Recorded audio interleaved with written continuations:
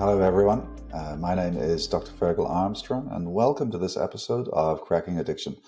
And once again, we have with us the good Dr. Laura Petracek. Hello, Laura. How are you? Good, Fergal. How about yourself? Yeah, pretty good, pretty good.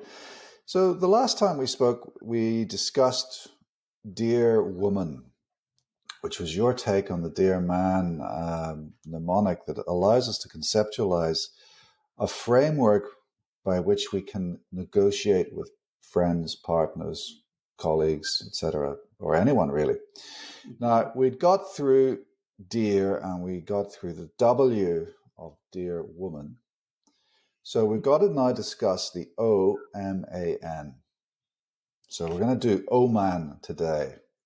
Okay. What does the O stand for? It stands for observing or observation. So that means you're in the middle of this negotiating. You've done describe, express, assert, remind, and then you're in the observing is kind of taking a step back and saying, okay, where are things now? Because usually once we start this negotiation or start this discussion using Dear Woman, by the time we're through it, most people are calmed down or emotions aren't running as high. And so it's kind of like doing a temperature, taking the temperature. Where are things now? So there's a number of things there's a number of things that I would like to talk about, when we're thinking about observing. Firstly, you said that, by the time you get to the observing stage, the emotions have calmed down again. And I think there's always a fear, or not always, but there's frequently a fear on the part of people that need the Dear Woman technique, that actually creating boundaries and saying no or asking for appropriate help or assistance is going to in some way threaten the pre-existing relationship. And that's just not true. There's a basic principle that people with good boundaries are well respected and well liked. Good fences make good neighbors. That's the first point I would make. The next point I would make is that, when I think about observing, I also think about being the disinterested observer, almost in the context of acceptance and commitment therapy. What do you think about that? The disinterested, kind of the neutral observer, you mean? Yeah. I think that's an ideal stance. I don't think it's hard to achieve. I think it's easier if you're not emotionally involved. Like, let's say has to do with, talking to your phone company or the gas station or something. But if it's a relationship, I think that would be very hard to be neutral. And, I actually disagree, going back to your previous statement, meaning people aren't threatened by losing the relationship or the person getting upset or leaving, because I do think, clients I work with, and myself included at times, that, if I assert myself like, hey, this isn't okay, the person may get upset or may leave, or, very extreme situation, they may end the friendship or relationship. So that does get in people's way of setting boundaries. And I use the phrase afterburn, meaning I discuss with the client, okay, you're going to make this statement next time you see your husband, wife. I don't like it when you're late. And you're probably going to have guilt feelings come up, or worry or fear. And those I call the afterburn. Those feelings will burn off just like the fog does. So when we try a new behavior or assert ourselves or say no, there's a lot of jitteriness inside. Like, how is this going to go over? And so to remind clients that. Yeah. So how does observing help us deal with the afterburn? Observing, like, how am I feeling now? Okay. I feel a little scared. I just told this person I didn't want to go to X restaurant. I wanted to go to Y because of food allergies or whatever. And they weren't happy about it, but I kind of held my ground. Now, how am Mm, I feeling and how are they feeling? Do they seem to be more entrenched in their position or are they backing off a little bit? And where am I? Am I feeling afraid mm, after asserting myself or am I feeling confident? Um, mm, or are we at more of a standoff? So, kind of reassessing the mm. situation after setting a boundary, after asserting and stating how you feel. And it could go both And I, ways.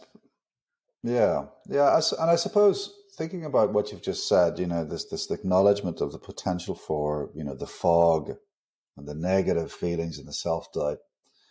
That's when the mindfulness, the M of man, the mindfulness really does become on its come into its own, isn't it? And now's the time, if ever before, you really do need to start practicing some mindfulness to kind of get yourself centered and grounded and be in the present. What do you think to that?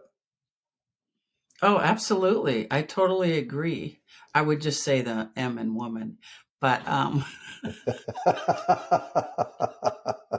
Forgive me, I'm trying to change my mnemonic from dear man to dear woman. I think it's great that you've got this whole picture approach and then being observant. I think it's really great. um, but yes, being mindful is Yeah. key, being in the present Mm. moment. Because a lot of times, as our negotiating or discussions are going on, we're still stuck at the beginning, Yeah. instead of, oh, wait, they've kind of softened a little bit, or maybe Mm. they've actually redoubled down. Um, so that's also challenging, I think, for people to be in the moment of discussions instead of, well, last week you said this. Well, that's not right now. Let's try to deal Yeah. with the issue at hand. What advice would you give to someone who's trying to be mindful in the moment in that situation? I mean, what does it mean to be mindful? What techniques To can you be offer? aware, like do a quick body scan. What am I feeling right now? Mm.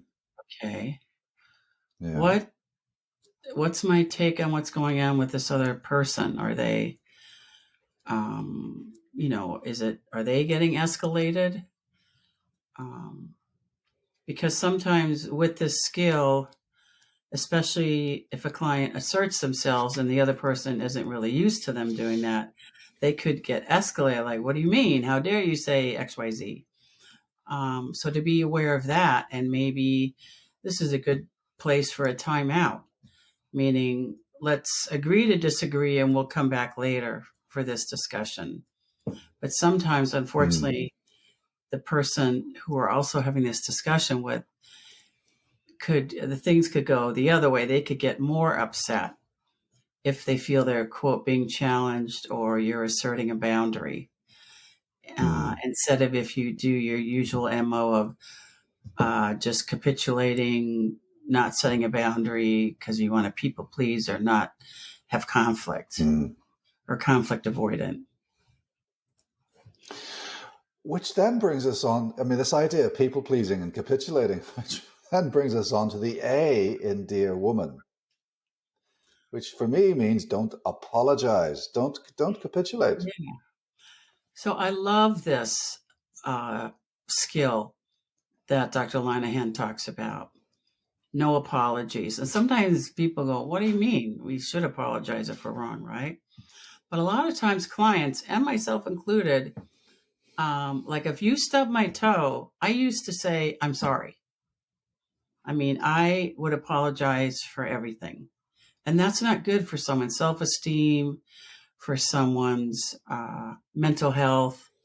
When I was starting my internship for being a psychologist, the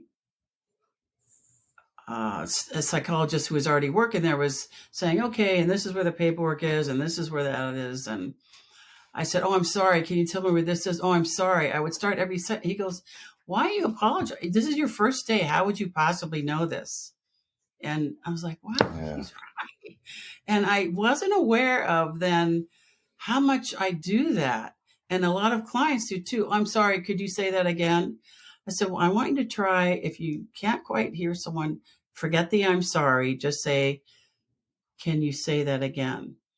And it's really something, being mindful is also gaining awareness of how often we Mm, apologize when there's no apology necessary. And I think, especially for women, apologizing is our middle name. And so it's even more mm. so to teach women that you don't need to apologize. Basically, you end up apologizing for who you are, and that's not healthy. That's not, That's not good.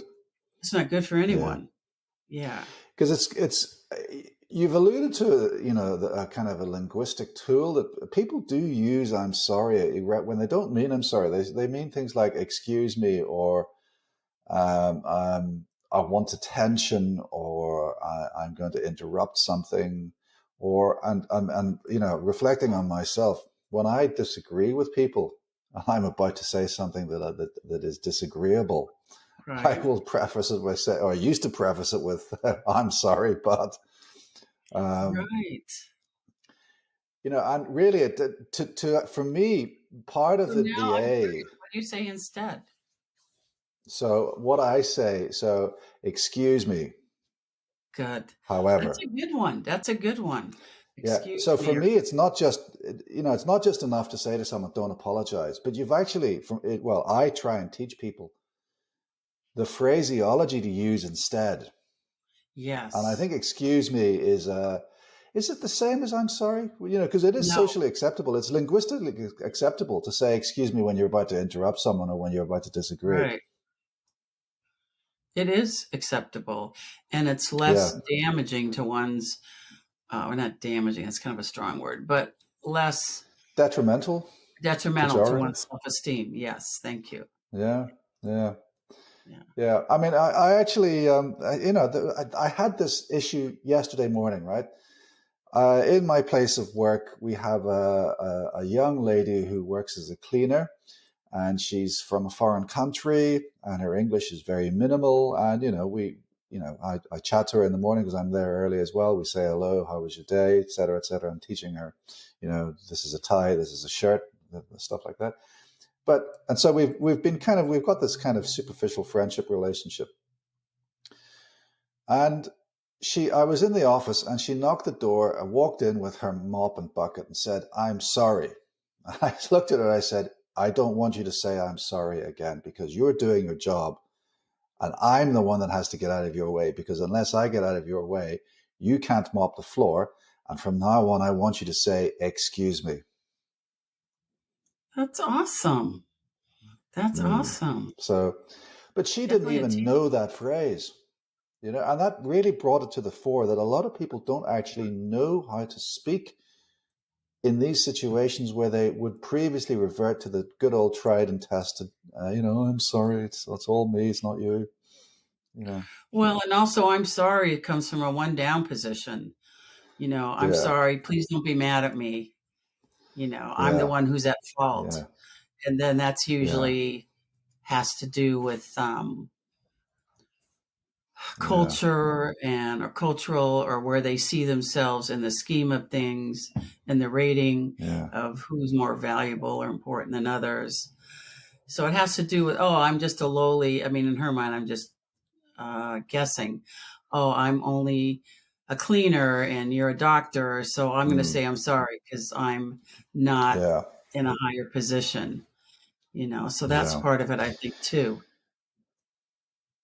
Another phrase that I I think it's hear a great lot not is, being cool with that. sorry, I didn't hear you. I think it's great you taught her the difference, or Mm, that you told her, don't ever say that again. yeah, I don't want to hear "I'm sorry." You're doing your job. That's This right. is what you have to do. That's We have awesome to that you taught facilitate your her that. doing your job. Yeah. Hmm. Another phrase that I hear a lot is "I'm afraid not," or "I'm afraid that." You I'm know, "Can afraid you do that, this?" can "I'm you? afraid not." Yeah. "Can you do this for me?" "I'm afraid not." I'm not afraid that I can't do it. I'm just, Ah, it's just another way of saying "I'm sorry." And I tell say people, another way of saying no. Yeah, I'm afraid Yeah. not. If it's another way of saying no, I actually prefer the phrase, it appears that that is not possible, or it appears not. And why does that, do you Because like I'm that not better? afraid. I'm not actually afraid. I'm almost apologizing for disagreeing with you. Yes. Yes. So it's almost an apology. Well, actually, it's not. I'm not apologizing. So Mm-hmm. I prefer the phrase "it appears not" or "it appears no," because it's taking Yeah. that agency away from me to over there. Mm-hmm. Mm. Yeah, I like that.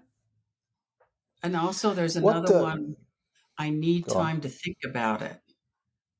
So we don't have to Yeah, answer right away because a lot of times there's always this pull to get an answer right now. And yeah, instead saying, I need time to think about it.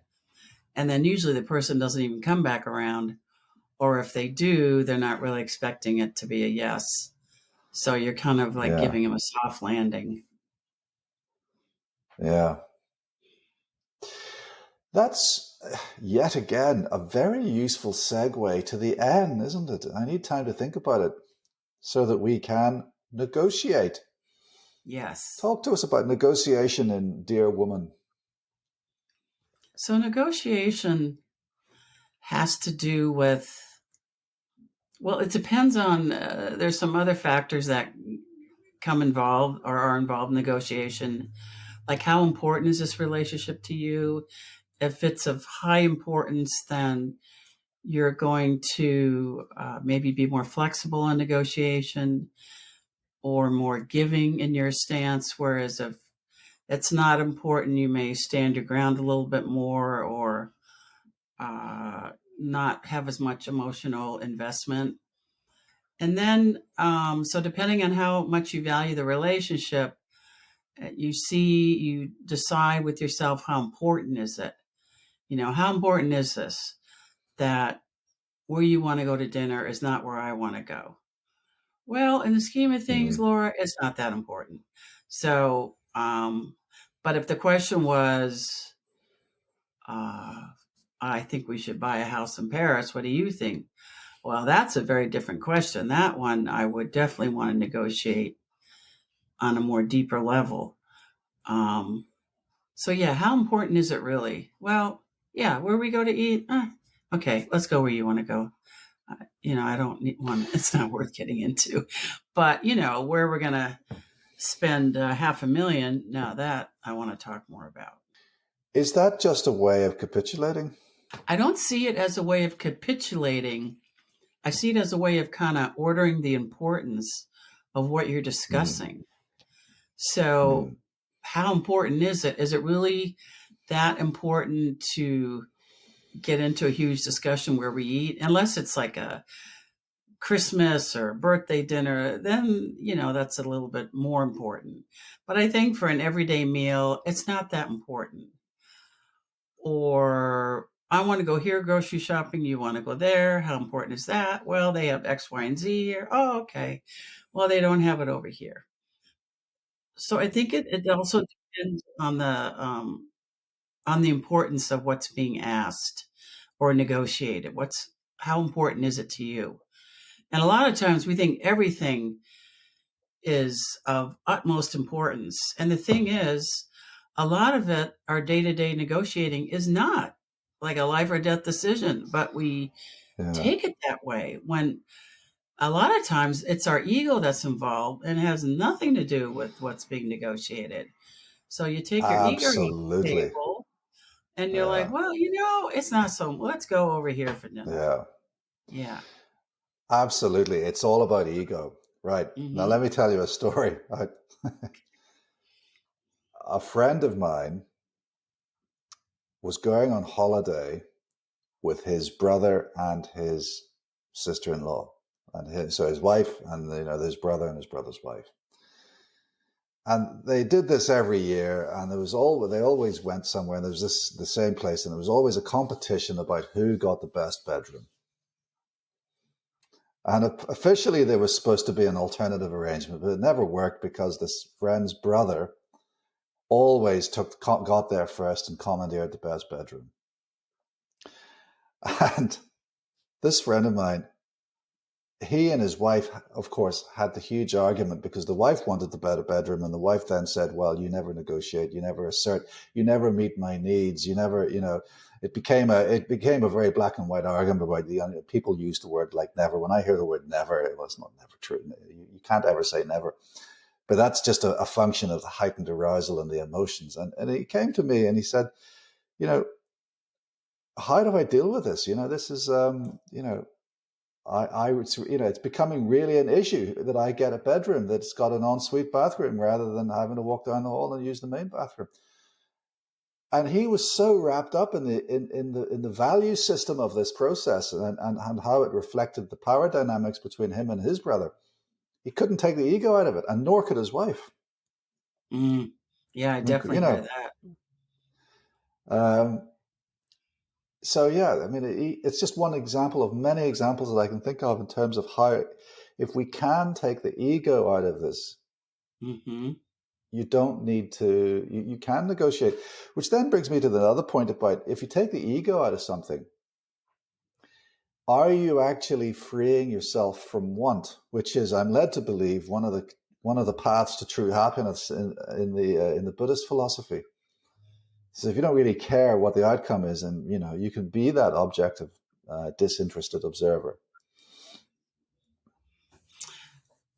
I think if you take the ego out of it, I think there would be a lot less arguing and discussion, because like what the example you just gave, yeah, I hear the wife even having more of her ego involved than him. Yeah. And not just ego, but she interpreted him not standing up as somehow feeling like her needs aren't important. She's filling in the gaps in a negative way. Whereas I don't think that's where he was coming from at all, but that's how she interpreted it in a negative way. Yeah. And there's a lot of projection there. Yes. Yeah. I'm curious, how did you resolve it with this couple or this client? Oh, it's not my job to resolve that. Thankfully, it was just my job to support him and be supported. I resolved the situation by providing him with emotional support and said, "No, there, you poor thing. What do you think? How does a psychologist resolve any problem? What do you think? How do you feel about that?" But it is interesting when how does a psychologist change a light bulb? The light bulb has to want to change, Fergal. Has to want to change itself.